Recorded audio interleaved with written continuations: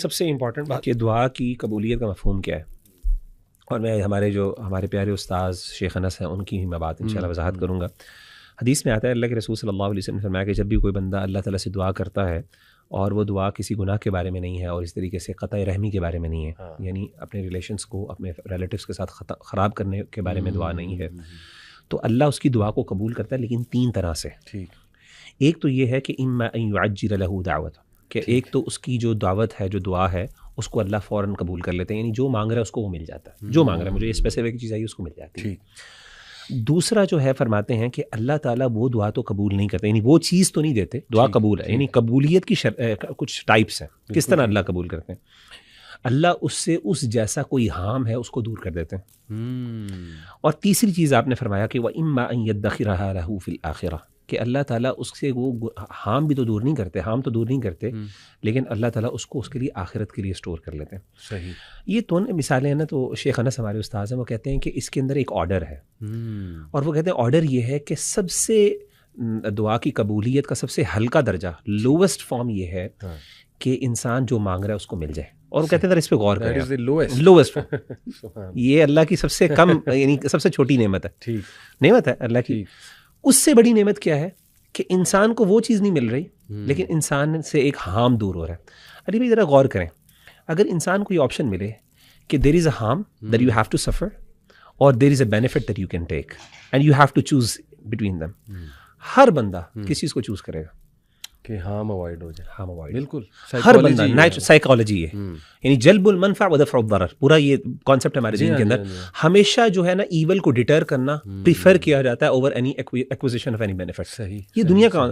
اب مجھے بتائیں کہ اللہ، ایک بندہ گاڑی مانگ رہا ہے اللہ سے، اب اللہ کو پتا ہے کہ اس گاڑی کے بعد اس کا ایکسیڈنٹ ہونا ہے، صحیح، اب ایک بندہ کہتا ہے چلے جی میں ایکسیڈنٹ قبول کر لوں گا لیکن مجھے گاڑی مل جائے، کبھی کوئی نہیں کرے گا۔ ایک بندے کو پتا چل جائے نا میرا ایکسیڈنٹ ہونا، کہے گا نہیں میں کبھی نہ لوں۔ بالکل صحیح، سمجھ رہے ہیں نا؟ تو ہو سکتا ہے کہ اللہ تعالیٰ اس جیسی ایک شر کو اس سے دور کر دیں جو اس کی بظاہر، اب وہ دعا، یعنی دعا قبول ہو رہی ہے تو یہ ہو رہا ہے نا، یعنی وہ دعا اللہ کہتے ہیں کہ میرے بندے کو میں شر دور کر دیتا ہوں، یہ چیز نہیں دیتا، اس کے بغیر تو رہ لے گا لیکن یہ اس کے بغیر، یہ اس کے لیے تکلیف دے۔ اور تیسری چیز شیخ انس کہتے ہیں کہ وہ تیسرا سب سے بڑی بات یہ ہے کہ اللہ دنیا میں تو انسان کو نہیں دیتے اور آخرت میں دیتے ہیں۔ اور علی بھائی انسان کو نہیں پتہ، دیکھیں دنیا کی مشکلات تو انسان کو گزر جاتی ہے، قیامت کے دن نا ایک بندہ ترسے گا ایک نیکی کو، اور اس وقت جو ہے سبحان اللہ، یعنی یہ حالت ہوگی کہ ایک بندہ اپنی اولاد بھی اللہ کے سامنے دینا چاہ رہا ہے۔ امیجن کریں ایسے موقع پر جہاں پہ چھوٹی چھوٹی نیکی انسان کی الٹیمیٹ فیٹ کا فیصلہ کر رہی ہوگی، اس موقع پر اللہ تعالیٰ انسان کی وہ دعائیں کھول کے لائے گا اور کہے گا کہ میرے بندے تو نے مانگی تھی، تو سمجھ رہا تھا میں قبول نہیں ہوئی، لیکن میں نے کہا سب سے بیسٹ یہ کہ میں اس کو اس وقت دوں گا جب اس کو ضرورت ہوگی۔ میں نے اس کی بڑی مزے کی مثال، وہ ہم جاتے تھے، اس کی بڑی ایک ریلیٹیبل مثال میں آپ کو دیتا ہوں۔ آپ کو پتا ہے کہ ہم میں سے ہر بندہ، پچھلے دنوں عید گزری ہے الحمدللہ، تو عید پہ نا عیدیاں ملتی تھیں، تو ہم میں سے ہر بندے کو نا اپنی والدہ سے بچپن میں ایک شکایت ہوتی تھی کہ جو ہے نا مائیں جو ہے نا وہ عیدیاں لے لیتی ہیں ہم سے۔ صحیح، ہر بندے کو یہ شکوہ ہوتا ہے، تو مجھے بھی شکوہ تھا کہ وہ مجھے، اور میں نے حساب رکھا ہوتا تھا کہ مجھے اتنی عیدی ملی فلاں سے ملی ہے، تو امی نے لے لی۔ اچھا اماں کو نا، اماں کیوں وہ مائیں کیوں لیتی تھیں عیدی، اور یہ ہمارے ساتھ ہوتا تھا، پتہ نہیں اب مائیں کیا کرتی ہے، ہر بندے کی ماں کو مطلب فرق، انداز فرق ہوتا ہے۔ اچھا میری امی کیا کرتی تھی، میری امی کیا کرتی تھی، وہ عیدیاں لے کے نا کچھ پیسے دے دیتی تھیں، تھوڑے سے پیسے، چلو تم یہ لے لو، کچھ کھانا پینا، اور ہم نے کیا کرنا، چاکلیٹ کھا لی، کوئی اس طرح چپس کھا لیے، پیسے ضائع کر دیے۔ ہوتا یہ تھا کہ جب ہم کسی جگہ پہ ٹریول کر رہے ہوتے تھے، مجھے کوئی کھلونا نظر، مجھے گنز کا شوق ہوتا تھا بہت زیادہ، تو مجھے کوئی نا گن نظر آتی، وہ ٹوائے گن وغیرہ نا، اب میں بڑی حسرت سے دیکھ رہا ہوتا مجھے چاہیے، تو اماں کیا کرتی تھی، وہ جو میری عیدی ہوتی تھی نا، میں نے حساب رکھا ہوتا، کہتی ہیں یہ تو میرا عیدی کے پیسے ہیں نا، اس سے میں تمہیں گن لے کے دے دوں۔ اس وقت مجھے اتنی خوشی ہو رہی تھی، میں کہتا یار شکر ہے سیو کر لی میری اماں نے، لے لی مجھ سے۔ اب انسان تو یہ ہے نا، انسان تو، اور یہی ہوتا ہے، آپ پتہ ہے ہمارے والدین کیا کرتے ہیں، ہمارے پیسے انویسٹ کر دیتے ہیں، ہماری نئی نئی جابز ہوتی ہیں تو ہمارا شوق ہوتا ہے ہم گیجٹس لیں، یہ کریں، وہ پیرنٹس کیا کہتے ہیں بیٹا وہ حوصلہ، اب بندہ کہتا ہے جی ہم نے کیا کرنا ہے، لیکن بعد میں انسان کو احساس ہوتا ہے جب اس کی ضرورت ہوتی ہے۔ بالکل، قیامت کے دن نا جب انسان کو سب سے زیادہ ضرورت ہوگی نا، کیا بات، اس وقت اس کی نعمت کا احساس ہوگا کہ اللہ نے کتنی بڑی، تو سب سے بڑی نعمت اللہ کی یہ ہوتی ہے کہ اللہ، اب ایک بندہ کہہ رہا ہے میری دعا قبول ہی نہیں ہو رہی، سبحان اللہ، اب اللہ اس کے ساتھ احسان کر رہے ہیں کہ اس کی دعاؤں کو اسٹور کر رہے ہیں آخرت کے لیے، اس سے ہارم کو دور کر رہے ہیں، اور وہ کیا سمجھ رہا ہے کہ نہیں اللہ نے فورسیک کر دیا۔ اب دیکھیں، لیکن یہ بھی ہے کہ انسان کو کبھی وہ چیز مل بھی جاتی ہے، تو دیکھیں جب بھی اگر آپ کنڈیشنز کو اور آداب کو پورا کر رہے ہیں نا، اگر اس کے باوجود آپ کی دعا قبول نہیں، یعنی آپ کو لگ رہا نہیں مل رہی، آپ خوش ہوں کہ اللہ has chosen something better for you. بڑے درجے پہ کوئی اللہ نے سیو کر لیا میرے لیے, کیا بات ہے. تو یہ آداب میں اگر ہم کوئکلی, سب سے پہلے تو اللہ کی حمد, اس میں سورہ فاتحہ کیا خوبصورت وہ دعا ہے, اس میں پورا دعا کا فلسفہ ہے. پھر یہ کہ جتنے تعریفی کلمات اللہ رب العالمین کے آپ کو آتے ہیں, جیسے سبحان اللہ والحمد للہ ولا الہ الا اللہ واللہ اکبر ولا حول ولا قوۃ الا باللہ. پھر یہ کہ اللہ اکبر کبیرہ والحمد للہ کثیرہ وسبحان اللہ بکرۃ واصیلہ. یہ تو نماز کے شروع میں بھی سکھائی ہے نبی صلی اللہ علیہ وسلم نے. تو سبحان اللہ بحمدہ سبحان اللہ العظیم, پھر درود ابراہیمی, پھر استغفار, اور پھر دعائیں, اسی طرح آرڈر. بالکل ایسے. تو یہ تھوڑا سا بتائیں. اچھا میں اس کو بتاتا ہوں. سب سے پہلے میں یہاں سے, یہ آپ نے امپورٹنٹ بات بتائی, لیکن میں اس سے پہلے کچھ ایک دو چیزیں ذکر کر دوں. صحیح بخاری کی حدیث ہے, اللہ کے رسول صلی اللہ علیہ وسلم کی اس حدیث سے پتہ چلتا ہے, سیدنا ابو موسیٰ الاشعری نے کہا کہ اللہ کے رسول, میرے جو بھائی ہیں ابو عامر الاشعری فوت ہو گئے ہیں, شہید ہو گئے ہیں, تو آپ ان کے لیے دعا کریں. تو اللہ کے رسول نے دعا کرنے کے لیے انہوں نے ریکویسٹ بھیجی ہے کہ آپ میرے لیے دعا کریں فوت ہونے سے پہلے. تو اللہ کے رسول نے کہا کہ اچھا میرے لیے نا ایسا کرو پانی لے کے آؤ, اور آپ نے وضو کیا. تو پہلی جو ادب ہے, پہلا ادب جو ہے وہ دعا کا یہ ہے پراپر آئیڈیل. اگین یہ فرض نہیں ہے, لیکن ادب یہ ہے کہ انسان وضو کرے, اچھا نماز کا وضو کرے, اور اس کے بعد دعا کرے جیسے اللہ کے رسول نے باقاعدہ اہتمام کے ساتھ. یعنی ایک ہوتا ہے ویسے دعا کرنا, اگر آپ نے اہتمام کے ساتھ دعا مانگنی ہے تو اس میں پسندیدہ عمل یہ ہے کہ انسان کیا کرے, وضو کرے. لیکن وضو جو ہے وہ شرط نہیں ہے دعا کے لیے, پہلی بات تو یہ. اور پھر آپ نے یہ دعا کی. دوسری چیز علی بھائی ہمیں آداب میں سے ملتا ہے, صحیح بخاری اور صحیح مسلم کی حدیث ہے کہ انسان جب بھی دعا کرے کوشش کرے قبلے کی طرف رخ کر لے. ٹھیک, نہ بھی کرے تو کوئی بات نہیں ہے, لیکن اگر بہتر یہ ہے, اللہ کے رسول صلی اللہ علیہ وسلم نے, صحیح بخاری عبداللہ بن مسعود فرماتے ہیں کہ اللہ کے رسول صلی اللہ علیہ وسلم نے کہ ایک قریش کے خلاف, ایک قبیلے کے خلاف, ان کے گروہ کے خلاف دعا کی, اور آپ نے کعبے کی طرف منہ کر کے ان کے خلاف دعا کی. اسی طریقے سے اور بھی کئی جگہوں پہ اللہ کے رسول صلی اللہ علیہ وسلم کی دعا کا یعنی ثابت ہے کہ آپ نے قبلے کی طرف رخ کر کے. تیسری چیز علی بھائی ادب میں یہ ہے کہ جب بھی انسان دعا کرے نا, التضرع وخفض الصوت, یہ امپورٹنٹ ہے کہ جب بھی اللہ تعالیٰ سے دعا کرے تو انسان چیخ چلا کر وہ اس طرح دعا کرے, اور خفیہ اور عاجزی کے ساتھ دعا کرے. ادعوا ربکم تضرعا وخفیہ. ہمارے ہاں جیسے تراویح کے اندر وہ رو رو کے اونچی اونچی اللہ اللہ چیخیں مار, وہ ناپسندیدہ ہے. یہ ناپسندیدہ, ہمارے علماء نے, شیخ انس ہمارے جو ہے وہ منع کرتے ہیں. وہ ہمیں, مجھے نہیں, میں خود بھی تراویح پڑھاتا تھا, مجھے منع, اس پہ وہ نصیحت کرتے تھے کہ اس انداز سے نہیں پڑھنی. اور ہاں آپ, اس کا مطلب یہ بھی نہیں کہ انسان اب لوگوں کے سامنے بالکل ہی وہ بس کبھی کبھی نیچرلی وہ ایموشنز نکل آئیں, وہ ایک الگ بات ہے. اونچی ذرا رو رو کے اور چیخیں مار مار کے رو اونچا نہیں ہونا چاہیے. یعنی ادب پرائمرلی بہتر یہ ہے, ادعوا ربکم تضرعا وخفیہ, عاجزی اور خفیہ آہستہ آواز میں. اور اس طرح ہوا نا کہ ایک صحابی نے اللہ کے رسول صلی اللہ علیہ وسلم سامنے اونچا اونچا بول رہے تھے, دعائیں مانگ رہے تھے, تو آپ نے کہا کہ تم جس سے اللہ کو پکار رہے ہو, یا ایھا الناس اربعوا علی انفسکم فانکم لا تدعون اصم ولا غائبا, تم کسی ایسے ذات کو نہیں پکار رہے جو اللہ معاف کرے بہرا ہے, اور جو بہری ذات ہے وہ سننے والا اور غائب ہے, وہ تمہارے سامنے موجود ہے. تو آپ نے کہا کہ ان الذی تدعون سمیع قریب, تو سننے والا اور قریب ہے. تو عاجزی اور انکساری, اور اس میں سب سے آئیڈیل یہ کہ انسان نا آئسولیشن میں, اکیلے میں, اور اس کے ساتھ یعنی خفیہ جو ہے کرے. چوتھی چیز علی بھائی یہ ہے کہ رفع الیدین, اپنے ہاتھوں کو اٹھانا, یہ بھی ہے. جیسے کہ حدیث میں آیا کہ ہم نے پہلے بھی حدیث پڑھی, اللہ تعالیٰ کو حیا آتی ہے کہ جب ایک بندہ اس کے سامنے ہاتھوں کو اٹھاتا ہے. اس کے بارے میں کچھ علماء نے ایک وضاحت بھی کی ہے کہ بعض اوقات کچھ لوگ نا اونچا ہاتھ اٹھا لیتے ہیں, تو اس میں ادب یہ ہے کہ انسان منہ سے اوپر ہاتھ نہ اٹھ جائے, یعنی انسان کے ہاتھ نیچے رہیں. کچھ لوگ کوڈ کرتے ہیں نبی نے اس طرح اٹھائے, وہ ایک ایکسیپشن ہے. وہ دعائیں, وہ جو ہے نا, جو بارش کے لیے جب دعا کی جاتی ہے تو اس کے لیے ہاتھوں کو اٹھایا جاتا ہے, اور وہ پورا ایک وے ہے کہ پھر بعد میں آپ تھوڑا سا اپنے ہاتھوں کو اس طرح بھی کرتے ہیں. ٹھیک ہے, وہ پورا ایک الگ طریقہ ہے. ٹھیک ہے, تو وہ لیکن جنرلی ہاتھ جو ہے نا وہ منہ سے اوپر اس طرح کر کے نہیں اٹھانا. میں نے کچھ لوگ بہت اوپر اس طرح اٹھا لیتے ہیں, تو بہتر یہ ہے کہ ان ہاتھوں کو نیچے رکھا جائے تاکہ وہ ایک عاجزی والی باڈی لینگویج. اور اس طریقے سے اس طرح بھی دعا مانگی جا سکتی ہے, اس طرح انگلی کو, سبابہ انگلی کو اٹھا کے اس طرح بھی دعا. آپ نے دیکھا کئی لوگ جو ہیں وہ تصویر کھنچواتے ہوئے یہ ہاتھوں کو, وہ اصل میں دعا کا اشارہ ہوتا ہے کہ بھائی نظر نہ لگ جائے دعا کا. اچھا, ٹھیک ہے نا. تو یہ اس طرح دعا مانگنا بھی سبابہ کی انگلی, لیکن وہ بہرحال کچھ جگہوں پہ وہ ثابت ہے. جیسا کہ اللہ کے رسول صلی اللہ علیہ وسلم نے ایک دفعہ جب آپ ممبر پہ تشریف فرما تھے غالباً, تب آپ نے اس طریقے سے ہاتھ انگلی اٹھا کے نا دعا مانگی تھی اللہ تعالیٰ سے. تو اچھا, ایک اور چیز, دوسری چیز یہ ہے کہ جو اس کے بعد وہ والی چیز ہے جو اب آپ کی ذکر کی تھی کہ جب بھی دعا مانگے تو سب سے پہلے اللہ کی حمد و ثنا سے آغاز کریں, پھر اس کے بعد نبی صلی اللہ علیہ وسلم پہ درود مانگے, اور اس کے بعد پھر جو ہے وہ جو انسان کے دل میں ہے وہ مانگے. جیسے کہ حدیث میں آتا ہے اللہ کے رسول صلی اللہ علیہ وسلم کے پاس ایک صحابی جو تھے, انہوں نے دعا مانگی, نماز پڑھ دعا مانگی, تو انہوں نے نہ درود پڑھا، نہ انہوں نے کچھ اللہ کی حمد و ثنا، ڈائریکٹلی اللہ سے مانگنا شروع کر دی. تو آپ نے کہا عاجل ھذا، اس بندے نے جلدی کی ہے. اور پھر آپ صلی اللہ علیہ وسلم کے سامنے ایک اور جو صحابی تھے انہوں نے دعا مانگی، عبداللہ بن مسعود تھے. تو انہوں نے سب سے پہلے اللہ تعالیٰ کی حمد بیان کی، اس کے بعد نبی صلی اللہ علیہ وسلم پہ درود بھیجا، اور اس کے بعد انہوں نے اپنے لیے مانگی. تو اللہ کے رسول نے فرمایا سل تعطیٰ، سل، اب تو مانگ تجھے اب دیا جائے گا. تو اس سے پتہ چلا کہ جو ہے نا انسان کو چاہیے کہ حمد و ثنا جتنی زیادہ ہو، اور پھر درود پاک جتنا زیادہ آپ پڑھ سکیں وہ پڑھیں. اگین ایک حدیث میں یہ بھی ہے کہ ایک صحابی نے پوچھا اللہ کے رسول کتنا پڑھوں؟ آپ نے کہا کہ تم جتنا پڑھو گے اتنا اچھا. اس نے کہا کہ میں 1/4 پڑھ لوں. آپ نے کہا کہ وہ پڑھ لو تو بہت اچھی بات ہے، اس سے زیادہ بھی. تو انہوں نے کہا میں چلیں 2/3 پڑھ لوں.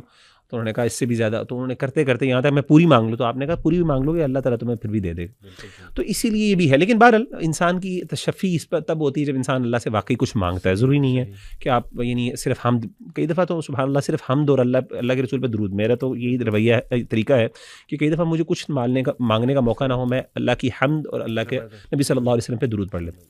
یار بڑا اہم سوال کیا کہ اللہ کے رسول صلی اللہ علیہ وسلم پہ درود ابراہیمی ہمیں پڑھنا. اللہ کے رسول صلی اللہ علیہ وسلم پہ جو درود پڑھنا ہے اس کی مختلف صورتیں ہیں. تو ایک جو ڈیٹیلڈ درود ہے، بڑا درود اور مسنون ہے، وہ درود ابراہیمی ہے. تو وہ کوئی پڑھ لے تو بہت اچھی بات ہے. لیکن اگر کوئی نہ بھی پڑھ سکے تو بس اللہم صلی وسلم علی نبینا، جیسے مختلف الحمدللہ وحدہ والصلاۃ والسلام علی من لا نبی بعدہ، یہ حمد ہے اللہ کی. اس میں درود بھی آ گیا، اس میں درود بھی آ گیا، اس میں حمد بھی آ گئی، درود بھی آ گیا، دونوں چیزیں آ گئیں. صلی اللہ علیہ وسلم. سوری جو آپ کی بات کاٹنے کے لیے سوری، جو مین آپ نے کہا تھا وہ ہے اخلاص، یعنی دل کی پریزنس. اگر آپ کم بھی پڑھ رہے ہیں، اگر آپ صرف یہ کہہ رہے ہیں الحمدللہ اللہم صلی وسلم علی نبینا محمد، وہ ادھر سے. ہاں بالکل، یہ کنڈیشن بہت ضروری. جی اسی طریقے سے ایک اور چیز جو ادب بیان کیا جاتا ہے وہ یہ ہے کہ جب بھی انسان مسئلہ بیان کرے اللہ کے سامنے تو یہ نہ کہے کہ یعنی عزم المسئلہ، یعزم المسئلہ ولا یستثنی، یعنی کہ ایک بندہ جب بھی کرے تو وہ نہ ایسا نہ کرے کہ اللہ تو چاہے تو دے دے. یہ منع کیا گیا. حدیث میں آتا ہے اللہ کے رسول نے فرمایا کہ تم میں سے کوئی بندہ یہ نہ کہے اللہم اغفر لی ان شئت، اللہ مجھے معاف کر دے اگر تو چاہتا ہے. آپ نے کہا تو کوئی بندہ اللہ کو کسی چیز پہ مجبور نہیں کر سکتا. تم احسان چڑھا رہے ہو اللہ پہ، اللہ معاف کرے. تو یہ نہ کہیں، یعنی انسان عزم کے ساتھ اللہ مجھے بس چاہیے، مجھے یہ چاہیے. تو یہ کہ اللہ دینا چاہتا ہے تو دے دے، نہیں تو نہ سے. یہ مطلب اس طرح کا انداز یہ ہے نا کہ یہ ہے کہ مطلب مجھے کوئی پرواہ نہیں ہے تمہاری. یہ مطلب اس طرح بندہ بعض اوقات ہوتا ہے نا کہ یار آپ کرنا چاہتے ہو تو کر لو، اس کا مطلب ہے کہ I am not dependent on you. تو اس طرح کی چیز نہیں. اور تیسری آخری جو چیز اس میں خاص میں 7واں ادب جو ذکر کیا وہ یہ ہے کہ صحیح حدیث میں آتا ہے کہ جب بھی انسان کوئی دعا کرے تو 3 دفعہ ایک دعا کو ریپیٹ کر لے.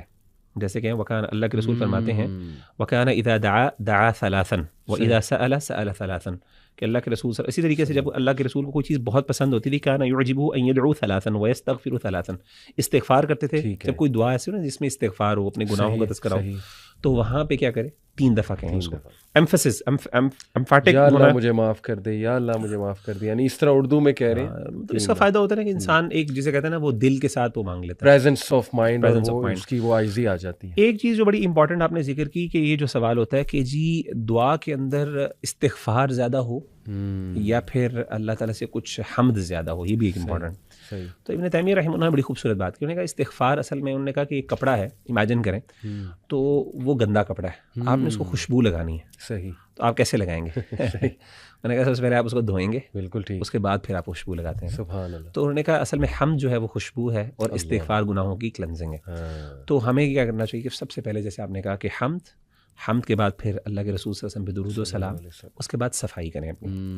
اس کے بعد کیا کریں کہ آپ خوب صفائی کریں، اللہ سے مانگیں. اور اس مانگنے کے بعد پھر آپ اللہ تعالیٰ یعنی پھر جب آپ کو ہو جائے پھر آپ کیا کریں کہ اللہ تعالیٰ سے تو استغفار ضرور کریں دعا میں، کیونکہ بعض اوقات اللہ ناراض ہوتے ہیں. تو اللہ کو راضی کرنا یہ ضروری ہے. اللہ سے کچھ رکاوٹیں دور ہو جائیں گی، امپیڈمنٹس دعا کی رکاوٹ بنیں گی. اللہ تو یہ. اور اسی طریقے سے آخری چیز یہ ہے کہ ایسے ٹائمز پہ مانگی جائے جو ذرا ٹائمز جہاں پہ دعا زیادہ قبول اللہ تعالیٰ کرتے ہیں. یہ میں ڈسکس بھی کرنا چاہتا ہے کوئکلی، ذرا آپ بتا دیں. اس میں ایک تو جمعے کے دن ہے خاص طور پہ جس میں اللہ کے رسول نے فرمایا کہ جمعے کے دن ایک گھڑی ہوتی ہے جس میں اللہ تعالیٰ دعا کو ضرور قبول کرتے ہیں. اور وہ ٹائم جو ہے آپ صلی اللہ علیہ وسلم نے اسپیسیفکلی نہیں بتایا، وہ عصر کے بعد. عام علماء نے کہا عصر کے مختلف آراء ہیں، کچھ نے جمعے خطبے کے دوران بھی کہا ہے، اور کچھ نے مختلف آراء ہیں، اور ان سب کے ادلہ دلائل ہیں. جو سب سے اسٹرانگ اوپینین ہمارے اساتذہ کو لگتی وہ یہ تھی کہ جی عصر کے بعد سے لے کے مغرب کے درمیان کوئی ایک گھڑی ہے، اور اس میں جو بندہ ایگر ہوگا اس کو مل جائے گی، اور ایگرنیس آپ مطلب مانگیں گے اللہ آپ کو توفیق دے دیں گے. دوسری چیز یہ ہے کہ خاص طور پہ اذان اور اقامت کے درمیان حدیث میں آتا ہے، اس میں آپ نے فرمایا اللہ کے رسول نے فرمایا الدعاء لا يرد بین الاذان والاقامہ، اسی طریقے سے سردے کی حالت میں. اس پہ میں ایک ایڈ کر دوں کہ استغفر اللہ ہم لوگ اکثر لیٹ جاتے ہیں نماز میں. اب دیکھیں کتنا بڑا موقع ہم ضائع کر رہے ہیں کہ اذان اور اقامت کے درمیان کوئی ٹائم 10 منٹ تو ہوتے ہیں. اذان جب ہو جاتی, ہماری عادت ہے کہ مسجد میں انٹر تب ہونا ہے, یا تو وہ تکبیر اولیٰ مس ہو چکی ہوگی یا پھر ایک رکعت مس ہو چکی ہوگی.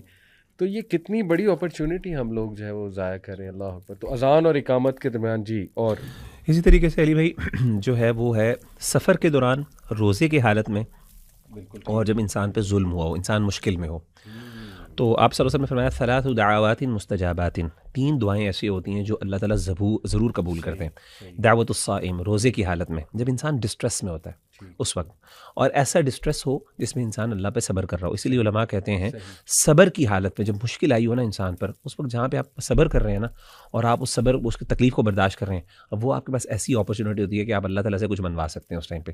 چلے آپ پر یہ مشکل تو آئی ہوئی ہے, اللہ چلے میں اس کو برداشت کروں, اللہ مجھے اس کی جگہ فلاں چیز عطا کر دے.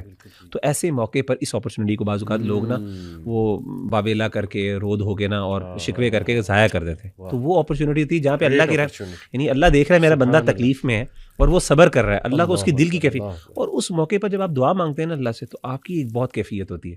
تو ایسے موقع پر انسان بڑا کچھ مانگ سکتا ہے. تو علماء کہتے ہیں اس موقع پر جو ہے نا انسان بعض اوقات نظر انداز کر دیتا ہے. جیسے ام سلمہ نے انا للہ و انا الیہ راجعون, اس موقع پر بہت اچھی مثال دی ہے. بالکل ایسے اللہ کے رسول مل گئے ان کو نا, اپنے ہسبینڈ کو چھوڑ کے اللہ کے رسول مل گئے. تو ایک تو روزے کی حالت میں ودعوت المظلوم, مظلوم کی دعوت یعنی دعا اللہ نہیں رد کرتے, اور اسی طریقے سے ودعوت المسافر, سفر. یہ تینوں حالتیں ایسی ہیں جہاں پہ انسان ڈسٹریس ہوتا ہے, ڈسٹریس میں ہوتا ہے.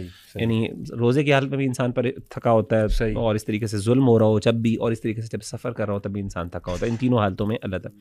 اچھا, اسی طریقے سے جو آخری چیز ہے وہ ہے الدعاء فی حال السجود. سردی کی حالت میں نا وہ جو دعا ہے خاص طور پہ وہ اس موقع کے اوپر اللہ کے رسول صلی اللہ علیہ وسلم نے فرمایا اقرب ما یکون العبد من ربہ وهو ساجد فاکثروا الدعاء. سردے کی حالت میں کثرت سے دعا کیا کرو. اس میں علماء کہتے ہیں بہرحال کہ سردے کی حالت میں فرضی نمازوں کے اندر آپ پڑھ سکتے ہیں لیکن عربی میں پڑھیں اور اردو میں نہ پڑھیں. لیکن بعض علماء نفلی عبادتوں میں اجازت دیتے ہیں کہ اگر آپ نے اردو میں بھی مانگنی ہے نفلی عبادتوں میں تو وہ بھی اجازت دیتے ہیں, لیکن بعض محتاط اوپینین یہی ہے یا آپ کوئی جنرل دعا سجدے میں کریں, اپنی جو دعائیں دل میں ذہن میں لائیں کرتے ہوئے. صحیح. چھٹی جو چیز ہے وہ جو علماء نے فرمایا ہے وہ یہ ہے کہ بڑے مزے کی ہے, وہ ہے کہ جب انسان مرغے کی آواز سنے عند سماع سیاح الدیک. تو یہ حدیث بھی صحیح غالباً صحیح بخاری کی حدیث ہے. ماڈرن سویلائزیشن لوگوں تو آتی ہی نہیں مرغے کی آواز. ہمارے پاس مرغے ہوتے ہی نہیں, ہمارے پاس تو بوائلر ہوتا ہے. پتہ نہیں مرغا ہوتا ہے کہ نہیں. وہ ایک فنی میں کلپ دیکھ رہا تھا, ایک عالم کہتے ہیں یہ مرغا نہیں ہے اس کو چکن کہتے ہیں. آپ نے دیکھا ہے, بہرحال ود ڈیو ریسپیکٹ, ٹھیک ہے, تو اس کو ہم ہین نہیں کہتے, اس کو ہم چکن کہتے ہیں. یہ جی مزے کی فنی بات ہے. اچھا جی, تو اذا سمعتم اصوات الدیک فسلوا اللہ من فضلہ فانها رأت ملکا. آپ نے فرمایا کہ جب بھی تم میں سے کوئی بندہ کسی مرغے کو بولتے ہوئے سنے تو وہ پھر اللہ تعالیٰ سے اس کا فضل کا سوال کرے, دعا مانگے اس موقع پر. مرغا کوئی کر رہا ہے, اور عام طور پہ صبح کے موقع پہ جب کوئی گاؤں وغیرہ میں جائے تو مرغا اذان دے رہا ہے تو ایسے موقع پر اللہ سے دعا مانگے انسان, کیونکہ وہ فرشتے کو دیکھتا ہے تو اللہ تعالیٰ کی رحمت اس وقت ہوتی ہے. اور اس طریقے سے جب وہ گدھے کو بولتے ہوئے سنے تو پھر اللہ تعالیٰ کی جو ہے نا وہ تعوذ کرے اور اللہ تعالیٰ سے پناہ مانگے, کیونکہ اس نے شیطان کو دیکھا ہے. بالکل صحیح. اور آخری چیز جو ہے نا وہ ہے مجالس کے اندر جو ذکر کی مجالس ہیں جہاں پہ جب اللہ کے دین کی بات ہو رہی ہو, ایسے موقع پہ اگر کوئی بندہ بیٹھا ہوا ہے اس مجلس کے اندر تو اس موقع پر انسان کے دل میں اگر کوئی بات آتی ہے وہ اللہ سے مانگ لے. تو اس وقت اصل میں اللہ کے رسول نے فرمایا کہ اس وقت اللہ کے فرشتے ہوتے ہیں جو اس نے ان کو ڈھانپا ہوتا ہے, اور اللہ پوچھتے ہیں کہ میرے بندے اس ٹائم کیا مانگ رہے ہیں اور وہ کس وجہ سے کر رہے ہیں. تو کہتے ہیں اللہ تیری آگ سے بچنا چاہ رہے ہیں, تیری جنت کا سوال. اللہ کہتے ہیں میں نے سب کو دے دیا. لمبی حدیث ہے, بڑی مشہور حدیث ہے, صحیح بخاری کی, صحیح مسلم کی. تو ان موقعوں پر جو ہے خاص طور پہ دعا مانگنا, تہجد میں پھر دعا مانگنا رات کو, جیسے کہ حدیث میں آتا ہے کہ اللہ کے رسول نے فرمایا جب آخری ٹائم ہوتا ہے سحری کا ٹائم نا, وہم بالاسحار ہم مستغفرون یستغفرون, کہ جب وہ سحری کے وقت میں وہ استغفار کرتے ہیں. تو سحری کا ٹائم جو ہے بالکل جو تھرڈ لاسٹ کوارٹر ہوتا ہے لائٹ رات کا, اس کوارٹر کے اندر خاص طور پہ دعا مانگنا, یہ چیز اس میں اللہ تعالیٰ دعا قبول کرتے. تو یہ کچھ ٹائم تھے بہت زبردست, بہت